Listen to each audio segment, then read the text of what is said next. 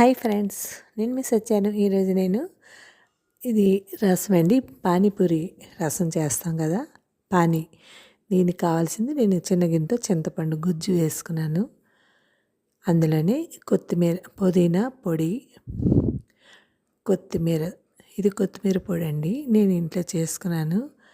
అప్పటికప్పుడు తినాలనుకుంటే మనకి కొత్తిమీర పుదీనా దొరకవు కదా, అందులోనే కొద్దిగా ఇటాలియన్ పౌడరు అర స్పూను, ఈ అర స్పూను నా బ్లాక్ సాల్ట్ అండి. పానీపూరికి బ్లాక్ సాల్టే కదా బాగుంటుంది ఎక్కువ. అందులోనే ఉప్పు, కారం, చాట్ మసాలా, మ్యాంగో మసాలా, పంచదార కొద్దిగా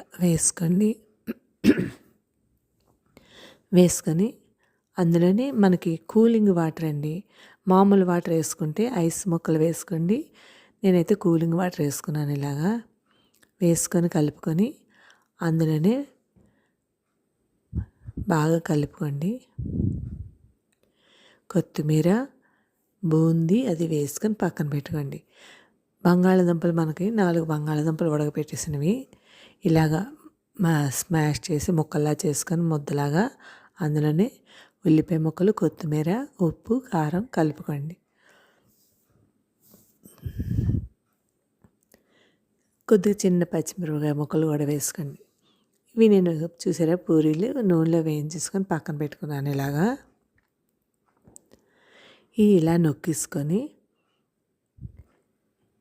అన్నీ ఒకసారి నొక్కేసుకొని అందులో బంగాళాదుంప ముద్ద పెట్టేసుకోండి.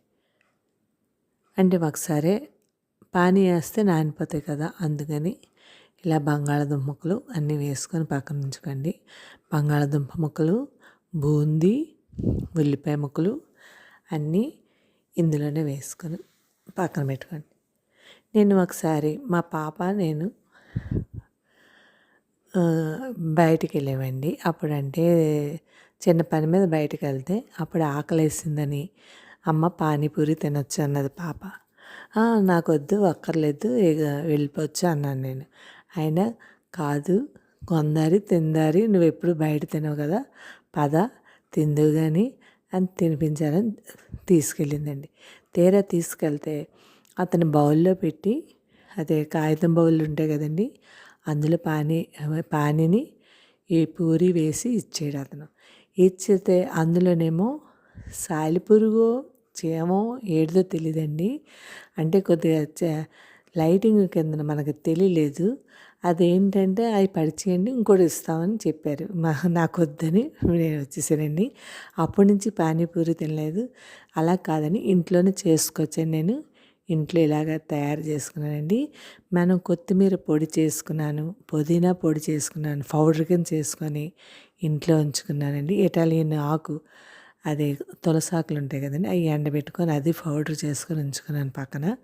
ఇలాగ పానీపూరికి ఇలా చేసుకున్నాను. ఇలాగా మనం ఈ పూరీలోకి అన్నీ పెట్టేసుకొని ఒకసారి ఉంచుకున్నానండి. ఉంచుకొని ఈ పానీలోని మనం కొత్తిమీర, బూందీ, మీకు బూందీ వేసుకోవచ్చు, లేకపోతే ఉంటాయి కదండి గోల్డ్ ఫింగర్స్ నొక్కిసుకొని వేసుకోవచ్చు కావాలంటే మీరు అందులోనే పానీలోనే. నేను ఇలాగైతే బూందీ వేసుకున్నాను. వేసుకొని ఇలా పానీ వేసుకొని ఇలాగా ఉల్లిపాయ ముక్కలు చూసారా బూందీ డెకరేషన్ చేసుకొని ఇలాగా మా బాబుకి పెట్టానండి. తర్వాత ఇది దహి అండి. గట్టి పెరుగు ఉంటే మన దగ్గర గట్టి పెరుగును కూడా ఇలా దహిలా చేసుకోవచ్చు మనం. అది చూపిస్తాను అందులోనే, వీడియో చూడండి తెలుస్తుంది. ఇంకా అప్పటి నుంచి పానీపూరి తినాలని ఉన్నా సరే తినడం మానేసానండి. మా పిల్లలు ప్యాకెట్ కొనుక్కున్నారు, పూరీల ప్యాకెట్లు ఉంటాయి కదా, ఇవి పానీపూరికి ఆ చిన్న పూరీలు అంటారు కదా, వీటిని మనం ఇందులోనే పెరుగు, బంగాళదుంప ముద్ద, బూందీ, పెరుగు వేసుకొని దాంట్లోనే టమాటా కచపు పెట్టుకొని తినండి, చాలా టేస్ట్గా ఉంటుంది. దీని మీద ఉల్లిపాయ ముక్కలు కూడా వేసుకొని తింటే చాలా బాగుంటుంది. మీరు ట్రై చేయండి. అంతేనండి, ఎంతో టేస్టీ అయిన పానీపూరి రెడీ అయిపోయింది. ఇలాగ అన్నీ ఒకసారి చేసుకొని పానీలో ముంచుకొని తింటే చాలా నానవు కదండి. పానీ ముందు వేసుకున్నాం అనుకోండి నానిపోతుంది పూరి. అందుకని నేనైతే ఒక గ్లాసులో పానీ వేసుకొని చూసారా ఇలా గ్లాసులో పానీ వేసుకొని ముంచుకొని తీసుకున్నాం. చూసారా బింది నోతిలో నుంచి నీళ్ళు తీస్తే ఎలాగుంటుందో అలా తీసుకొని ముంచుకొని తినండి. ఎంతో టేస్ట్గా కూడా ఉంటుంది. ఇంట్లోనే ఇలా తయారు చేసుకోండి. Thank you. సబ్స్క్రైబ్ చేయండి, లైక్ కొట్టండి, కామెంట్ పెట్టండి. మీకు పౌడర్లు కావాలంటే నేను పౌడర్లు చేసింది వీడియో పెట్టానండి, చెక్ చేయండి. Thank you. బాయ్.